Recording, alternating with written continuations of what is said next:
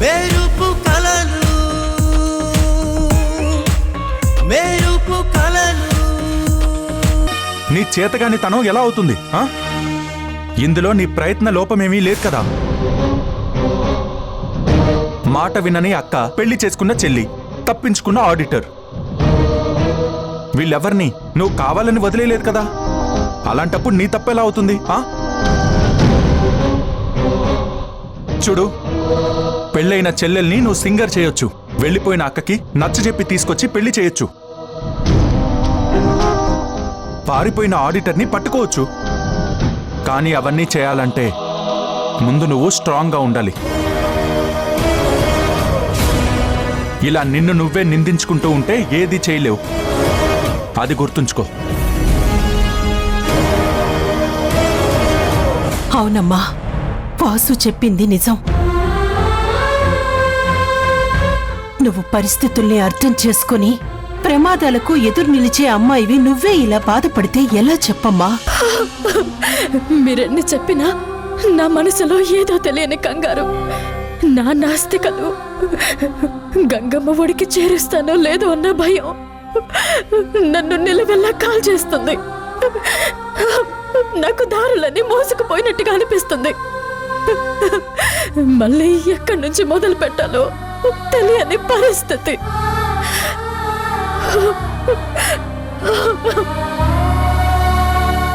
నువ్వు ఎక్కడి నుంచి మొదలు పెట్టినా దాన్ని అక్కడి నుంచే నేను నరుక్కుంటూ వచ్చేస్తా. నువ్వు అనుకున్నది నీ జీవితంలో జరగకుండా చేస్తా. మీ నాన్న ఆస్తికలు మొత్తం ఆ ఫోటో ముందు అలా ఉండాల్సిందే తప్ప ఎప్పటికీ అవి గంగలో కలపు. దానికి నేను గ్యారంటీ.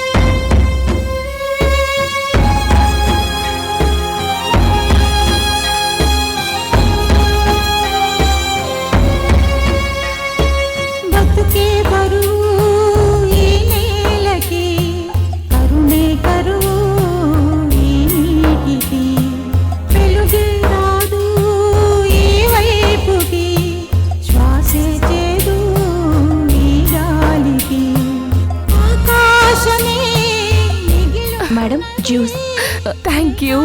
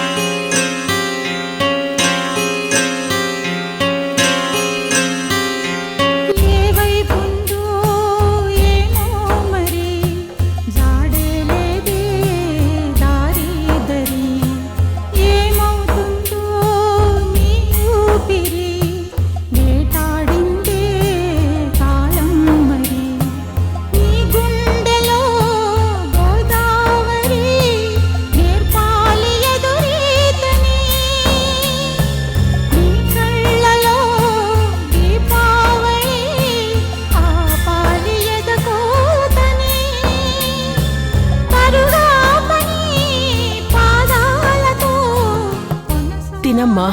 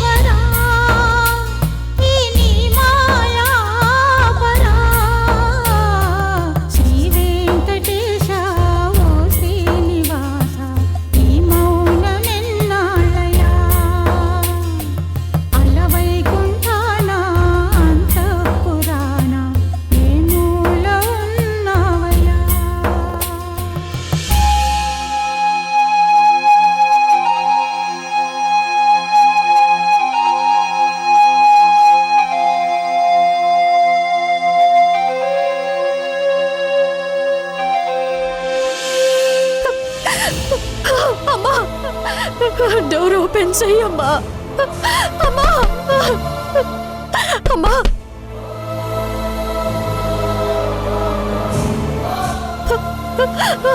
అమ్మా,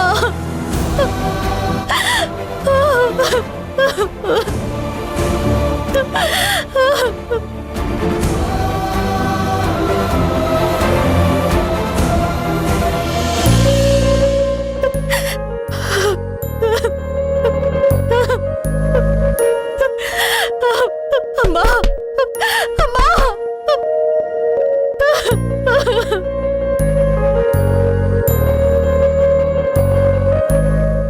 ఒక్కసారి డోర్ ఓపెన్ చెయ్యమ్మా. అమ్మా,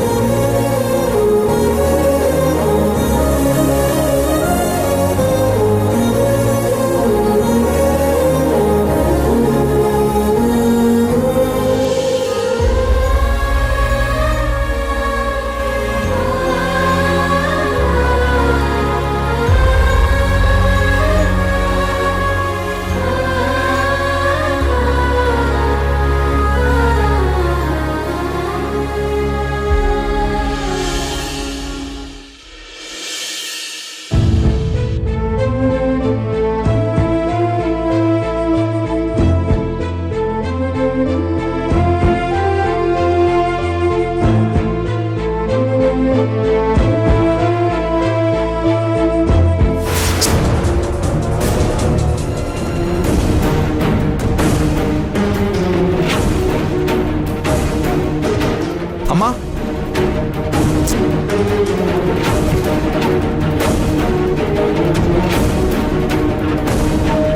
అమ్మా,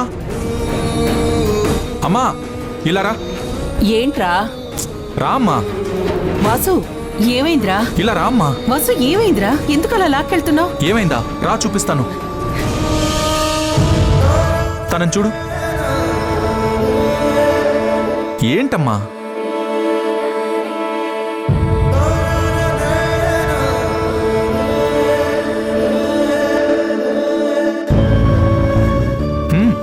ఇక్కడ అలా పడుకుండిపోయింది. లేదురా, రాత్రంతా గది దగ్గరే కూర్చొని ఏడుస్తూ ఉంది. ఎంత నచ్చ చెప్పినా వినిపించుకోలేదు. ఏడ్చి ఏడ్చి చివరికి ఎప్పుడో తెల్లవారుజామున నిద్రపోయింది. అందుకని అలా వదిలేస్తావమ్మా? లేపి తీసుకెళ్లి గదిలో పడుకోబెట్టాలిగా. లేదురా, నేను గదిలోకి తీసుకెళ్లాలని అనుకున్నాను. కానీ నిద్ర లేపితే ఎక్కడ డిస్టర్బ్ అవుతుందో అని నేను ఇక్కడే తన దగ్గరే పడుకుండిపోయాను. పడుకునేటప్పుడైనా ప్రశాంతంగా ఉంచాలని అనుకుంటున్నారా? కానీ నేనది జరగనివ్వనుగా. మా కుటుంబాన్ని చెల్లాచెదురు చేసిన ఆ సంయుక్త తిండి నిద్ర కరువయ్యి మానసికంగా కృంగిపోయి ఏం చెయ్యాలో, కుటుంబాన్ని ఎలా దారిలోకి తీసుకురావాలో తెలియక పిచ్చిదయ్యేలా చేస్తాను. అమ్మా, ఏదోలా ఒక రకంగా తన్ని గదిలోకి తీసుకువెళ్ళి బెడ్ మీద పడుకోబెడితే కాస్త ప్రశాంతంగా నిద్రపోయేది కదా.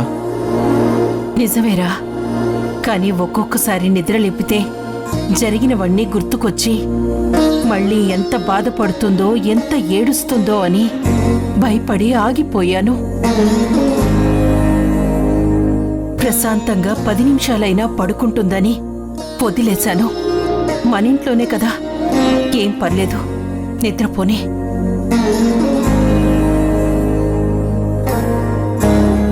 అలా నిద్రపోతేనైనా లేచి బాధపడ్డానికి ఓపికంటుంది.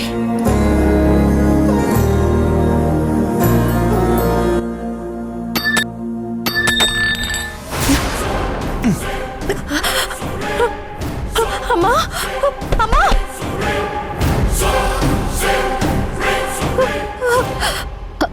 Sorry I'm sorry.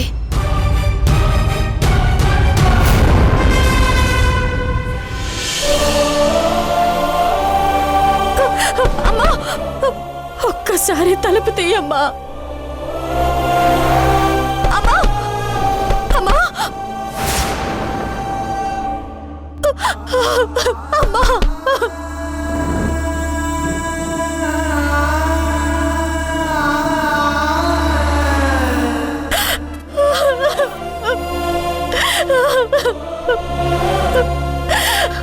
అమ్మా, ఒక్కసారి తలుపు తీయవా? చెల్లి పెళ్లి చేసుకోవడానికి కానీ అక్క వెళ్ళిపోవడానికి కానీ నాకెలాంటి సంబంధం లేదమ్మా.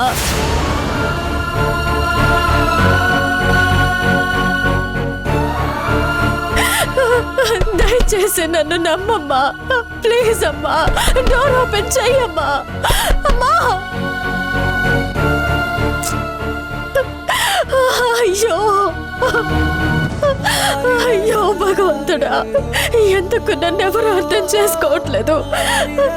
నేనే తప్పు చెయ్యకున్నా నాకెందుకు ఎన్ని నిందలు? ఎందుకు? అమ్మా, సమయం సమయం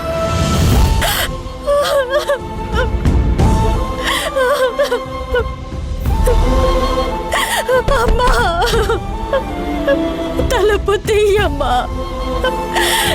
నేను చెప్పేది వినమ్మా, వినమ్మా, అయ్యో, సమయం. ఏయ్, నీకేమన్నా పిచ్చి పట్టిందా? ఎందుకు ఇలా బిహేవ్ చేస్తున్నావు? బాధ, కోపం, ఫ్రస్ట్రేషన్లో నువ్వేం చేస్తున్నావో తెలియకుండా ప్రవర్తిస్తున్నావు. అరే, తిండి లేదు, నిద్ర లేదు, కనీసం మనసుకి ప్రశాంతత లేకుండా ఉంటే వాళ్ళు నిన్ను అర్థం చేసుకునే లోపు నువ్వు పోయేలా ఉన్నావు. నేను పోయినా బాగుండేది. బ్రతకుండడం వల్లే కదా ఇన్ని బాధలు.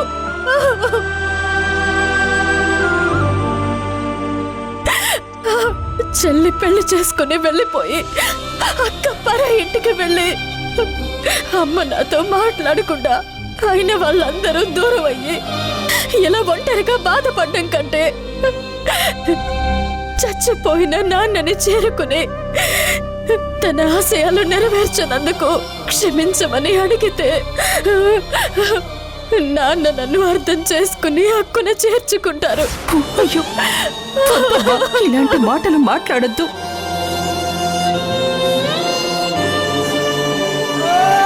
ఇలాంటి మాటలు వినే శక్తి నాకు లేదు.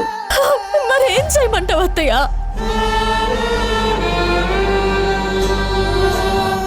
నాకింతకన్నా మార్గం కనిపించట్లేదు.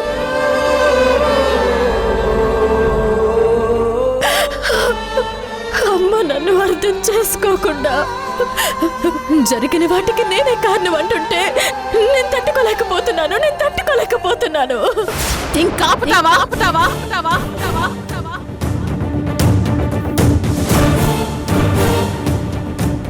నన్ను ఏ విషయంలోనూ మీరు అర్థం చేసుకోలేదు. ఉన్న ఆస్తి మొత్తం ఊరందరికీ పంచి పెడతాను అంటే మౌనంగా ఉన్నాను. నీడ కూడా చూడడం ఇష్టం లేని విమలమ్మ ఇంటికి ఎందుకు వచ్చాను? ఇక్కడ ఎన్ని అవమానాలు, ఎన్ని మాటలు, ఎవరి కోసం పడుతున్నాను. కానీ నువ్వేం చేశావు? సౌందర్య అడిగిన ఒకే ఒక్క కోరికను తీర్చడానికి సిద్ధంగా లేవు. మీ మాటలతో, మీ చేతలతో ఏదో ఒక విధంగా ఇబ్బంది పెడుతూనే ఉన్నారు. సౌందర్య ఆశయాలని పక్కన పెట్టేసి తనని పెళ్లి చేసుకోమని ఎన్నోసార్లు మీరు సౌందర్యని ఇబ్బంది పెట్టారు. కానీ నేను 4 రోజులు లేకపోయేసరికి ఏకంగా సంగీతని పెళ్లి చేసుకుని వెళ్ళిపోయేలా చేసి సౌందర్యని పరా ఇంటికి చేరేలా చేశారు.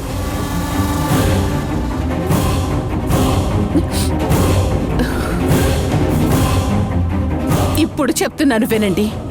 పెళ్లి చేసుకుని వెళ్ళిపోయిన సంగీత అత్తారింటికి వెళ్ళింది కాబట్టి తీసుకురమ్మని అడగలేను. అడిగినా రావడానికి సంగీత సిద్ధంగా లేదు.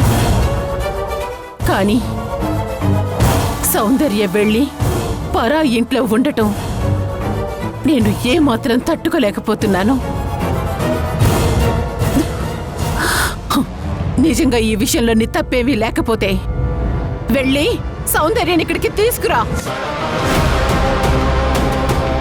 అప్పుడు ఒప్పుకుంటా నీ తప్పేమీ లేదని. అప్పటి వరకు నీ మొహం కూడా నేను చూడను. అయితే ఈ జన్మకి సౌందర్య ఈ ఇంటికి రాదు. భానుమతి ఈ సంయుక్త మొహం అస్సలు చూడదు. విమలమ్మ, భాను మీ మాటే వినకుండా వెళ్ళిపోయిన అమ్మాయి సంయుక్త చెప్తే మాత్రం వస్తుందా? కానీ సంయుక్తకి తెలుసు నువ్వు వెళ్ళి సౌందర్యతో మాట్లాడితే గాని సౌందర్య ఇక్కడికి రాదు అని. అదే కదా నేను చెప్తుంది. నేను ఏం చెప్పినా గుడ్డిగా విని నా మాటనే వేదవక్కులా వినే సౌందర్య నా మాట కూడా వినకుండా వెళ్ళిపోయింది అంటే తన మనసుని మీరెంత గాయపరిచారో అర్థం అవుతుంది.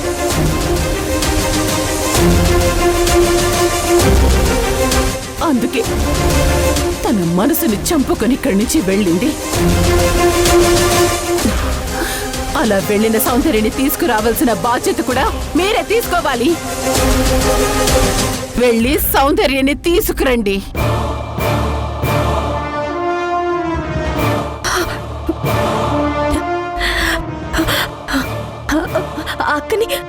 అక్క నేను తీసుకొస్తానమ్మా. నువ్వెలా తీసుకొస్తావు? అవునమ్మా, ఎలా తీసుకొస్తావు? భాను మాట వినకుండా వెళ్ళిన సౌందర్యని ఏం చెప్పి తీసుకొస్తావు?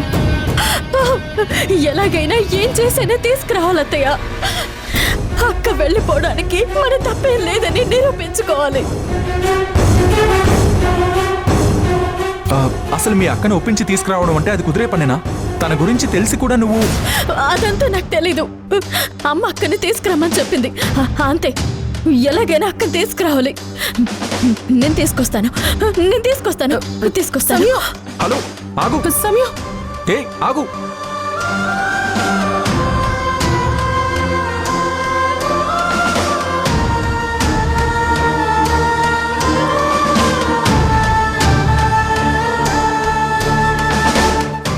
ఆగు, నేను వస్తున్నాను. ఒరే ఆగరా మనవడా. ఎక్కడికి రా? తను ఒంటరిగా పిచ్చిగా పరిగెడుతోంది. ఈ ఎమోషన్లో అక్కడ ఎలా రియాక్ట్ అవుతుందో తెలీదు. అందుకే నేను తనకి తోడుగా వెళ్తున్నాను. ఎవరెలా పోతే నీకెందుకురా? నిన్న మొన్న చూసావా ఎంత గొడవ జరిగిందో?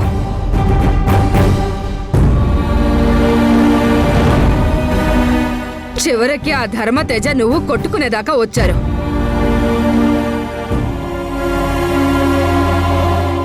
ఇప్పుడు అతని ఇంటికి వెళ్తే ఊరుకుంటాడా? అలా అనుకోవడానికి తనెవరో కాదు నానమ్మా, మన కుటుంబం. తనకేం కాకుండా చూసుకునే బాధ్యత నాకుంది.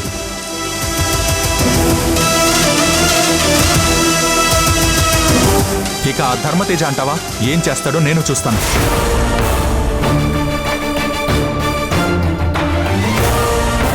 నేను మాత్రం నీ మనవరాలికి అండగా ఎంత దూరమైనా వెళ్తాను.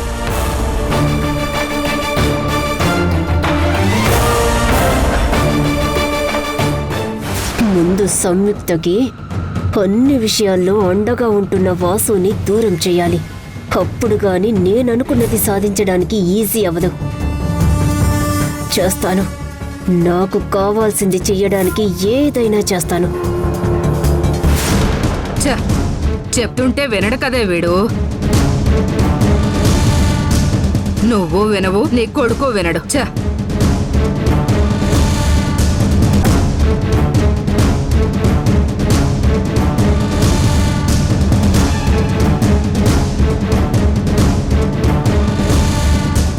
మన మధ్య ఎలాంటి డిస్టర్బెన్స్ రాకూడదు.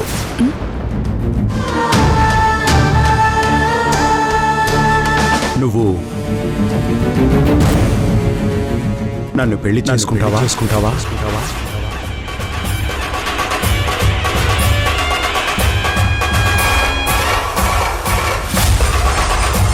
చెప్పు సౌందర్య, ఏమంటావు?